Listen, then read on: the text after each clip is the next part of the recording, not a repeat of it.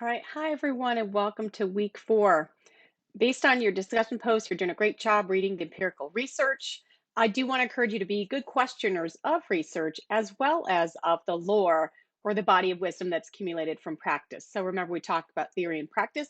You want to think critically about both. If you hear someone say, oh, we've always done it this way, then that's a sign you want to be inquiring and kind of curious about that.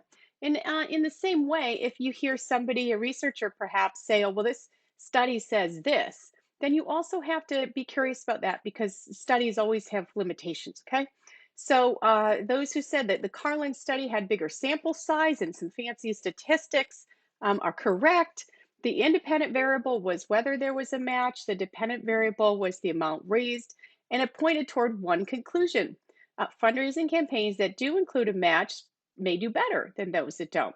And since many organizations are definitely doing matches in their fundraising campaign, that's really important statistic to notice.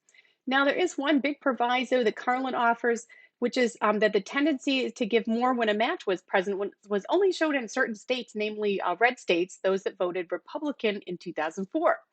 Now, he did a follow up study in 2011 where the match effect was weaker. So, what's going on here? It's possible that donors sort of get tired of the match idea, or they get wise to this and they realize, sometimes the way these matches are set up, it's sort of set up so that it's going to be hit no matter what happens. So, I think there may be a saturation point with matching fundraising campaigns, but time will tell.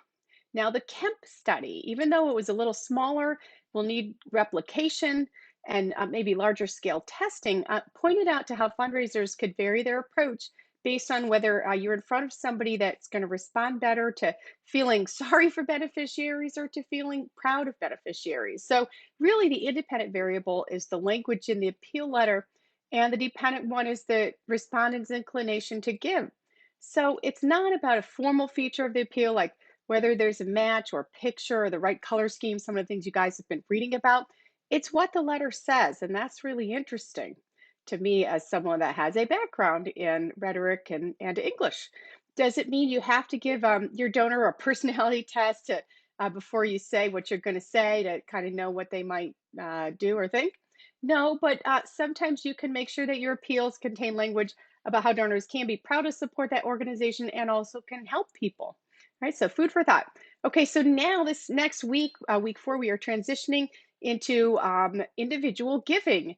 And we're going to see a lot more lore and kind of themes from the practice of fundraising versus direct response, which is a very well researched field. It's a little easier to research, isn't it, when you can kind of control things in the way you can? We have lots of marketing letters going out. But engaging with people is really the crux of philanthropy, okay? Engaging with people. Now, why is this the case? I wonder if any of you have heard of the Pareto principle. And it's kind of sounds nutty, but in many cases, you find that 80% of the results of something come from 20% of the input. Okay. So, for instance, roughly 80% of the wealth in the world is owned by 20% of the people. And that's an issue that many nonprofits are grappling with, right? Well, how does this apply in fundraising? Well, approximately 80% of the revenue of any given organization comes from 20% of the donors. Okay. So, what does that mean? That means that 20% of the donors can have a potential to really impact the direction of the organization. So, it is important to study and practice how to engage with donors individually.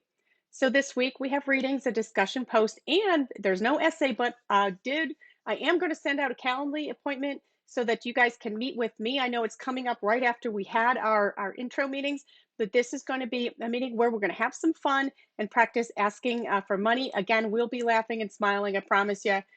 We do have a good time with these little meetups. But as I always say, if you can ask for money, you can do almost anything. All right. See you soon, guys.